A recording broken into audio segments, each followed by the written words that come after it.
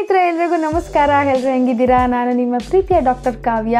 ನನ್ನ ಹತ್ರ ಕೌನ್ಸಿಲಿಂಗ್ಗೆ ಅಂತ ಬರೋ ಎಷ್ಟೋ ಪೇಷಂಟ್ಸು ನನಗೆ ಸಾಮಾನ್ಯವಾಗಿ ಕೇಳುವಂಥದ್ದು, ಏನು ಮೇಡಮ್ ದಿನ ತಗೊಂತಾನೆ ಇದೀವಿ ಮಾತ್ರೆಗಳು, ಅದರಲ್ಲೇನು ಟೈಮ್ ಏನು ಮ್ಯಾಟ್ರ್ ಆಗುತ್ತೆ ಅಂತ. ಅದಕ್ಕೋಸ್ಕರ ಈ ವಿಡಿಯೋ ಮಾಡ್ತಿದ್ದೀನಿ. ಟೈಮ್ ಖಂಡಿತವಾಗ್ಲೂ ಮ್ಯಾಟ್ರ್ ಆಗುತ್ತೆ. ಯಾಕಪ್ಪ ಅಂತ ಅಂದರೆ, ಈ ಟೈಮು ನೀವು ನೋಡಿರ್ಬೋದು, ಈಗ ಬೆಳಗ್ಗೆ 9 ಗಂಟೆಗೆ ತೊಗೊಳ್ಳಿ BP ಮಾತ್ರೆನ, ಇನ್ನು ರಾತ್ರಿಗೆ ತೊಗೊಳ್ಳಿ, ಅಥವಾ ಶುಗರ್ ಮಾತ್ರೆ ಬೆಳಗ್ಗೆ ತೊಗೊಳ್ಳಿ, ಇನ್ನು ರಾತ್ರಿ 8 ಗಂಟೆಗೆ ತೊಗೊಳ್ಳಿ ಅಂತ ಯಾಕೆ ಕೊಟ್ಟಿರ್ತಾರೆ? ಒಂದು ರಿದಮ್ ಥರ ಹೋಗ್ತಿರ್ಬೇಕು.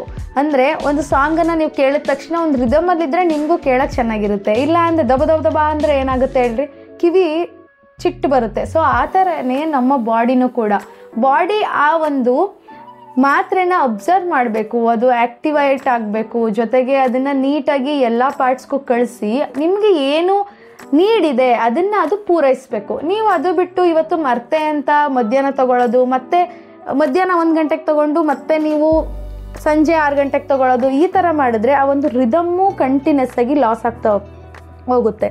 ಇದರಿಂದ ನಿಮಗೆ ಎಫೆಕ್ಟ್ಸ್ಗಿನ್ನ ಸೈಡ್ ಎಫೆಕ್ಟ್ ಜಾಸ್ತಿ ಆಗುತ್ತೆ. ಅಂದರೆ ಓವರ್ ಡೋಸ್ ಆಗಿ ನಿಮ್ಮ ಒಂದು ಏನು ಹೊಟ್ಟೆಯಲ್ಲಿ ಕುತ್ಕೊಳ್ಳೋವಂಥದ್ದು ಅಥವಾ ಲಿವರಲ್ಲಿ ಕುತ್ಕೊಳ್ಳುವಂಥದ್ದು, ಈ ಥರ ಆಗಿ ಸಾಕಷ್ಟು ಅನಾರೋಗ್ಯಗಳು ಬರ್ಬೋದು. ಸೊ ಅದಕ್ಕೆ ಇದು ತುಂಬ ಇಂಪಾರ್ಟೆಂಟು. ಅದ್ರ ಜೊತೆಗೆ ಇನ್ನೊಂದು ಏನು ಹೇಳ್ಬೇಕಂದ್ರೆ, ಎಲ್ಲ ಮೆಡಿಕೇಷನ್ಸು ಅಥವಾ ಎಲ್ಲ ಔಷಧಿಗಳು ಅದರದ್ದೇ ಆದ ಟೈಮಿಂಗನ್ನು ಹೊಂದಿರುತ್ತೆ. ಈಗ ನಾವು ಇವಾಗ ತಗೊಳ್ಳಿಲ್ಲ ಅಂತ ಡಬಲ್ ಡೋಸ್ ತಗೊಳ್ಳೋದು, ಅಥವಾ ಇವಾಗ ಸ್ಕಿಪ್ ಮಾಡದೆ ಏನಾಗುತ್ತೆ ಅಂತ ನಾಳೆ ತಗೊಳ್ಳೋದು, ಇದರಿಂದ ನಿಮ್ಮ ಬಾಡಿಗೆ ಯಾವುದೇ ರೀತಿ ಒಳ್ಳೆಯದಂತೂ ಆಗೋದಿಲ್ಲ. ಸೊ ಇದನ್ನು ತುಂಬ ಚೆನ್ನಾಗಿ ನೆನ್ಪಿಟ್ಕೊಳ್ಳಿ.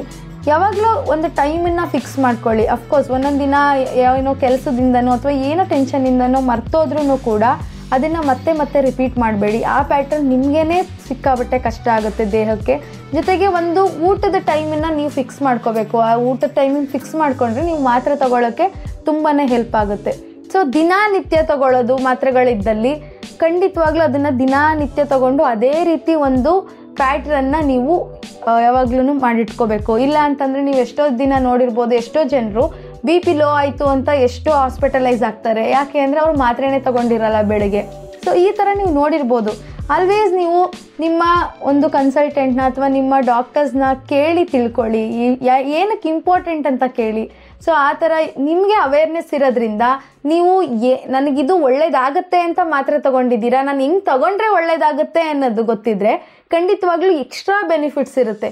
ನೀವು ಯಾವುದೋ ಹೋಮ ಮಾಡಿಸ್ತಿರ್ತೀರಾ, ಹೋಮ ಅಂದರೆ ಜಸ್ಟ್ ಹೋಗಿ ನೀವು ಎಲ್ಲ ಬೆಂಕಿ ಹಚ್ಚೋದಿಲ್ಲ ಅಲ್ವಾ, ಅದರದೇ ಆದ ನಿಯಮಗಳಿರುತ್ತಲ್ಲ, ಮಾತ್ರೆಗೂ ಅದರದೇ ಆದ ನಿಯಮಗಳು ಒಂದಷ್ಟು ಖಂಡಿತವಾಗ್ಲೂ ಇರುತ್ತೆ. ಅದನ್ನು ಏನು ನೀವು ಹೆಲ್ತ್ಗೋಸ್ಕರನೇ ನನಗೆ ವಾಸಿ ಆಗಬೇಕಂತ ಮಾಡ್ತಿರೋದ್ರಿಂದ ದಯವಿಟ್ಟು ಒಂದು ಸ್ವಲ್ಪ ಈ ಥರ ಸಣ್ಣ ಪುಟ್ಟ ವಿಚಾರಗಳಲ್ಲಿ ಮಾತ್ರೆಗಳನ್ನ ಎಫೆಕ್ಟನ್ನು ನೀವು ಗುರ್ತಿಟ್ಕೋಬೇಕು. ಜೊತೆಗೆ ಈ ಥರ ಎಡವಟ್ಟುಗಳನ್ನ ಮಾಡೋದು ತಪ್ಪೋಗುತ್ತೆ. ಸೊ ಎಲ್ಲರೂ ಆರೋಗ್ಯವಾಗಿರಿ, ಹೆಲ್ದಿಯಾಗಿರಿ, ಸೇಫ್ ಆಗಿರಿ. ನಮಸ್ಕಾರ, ಎಲ್ರಿಗೂ ಒಳ್ಳೆಯದಾಗಲಿ.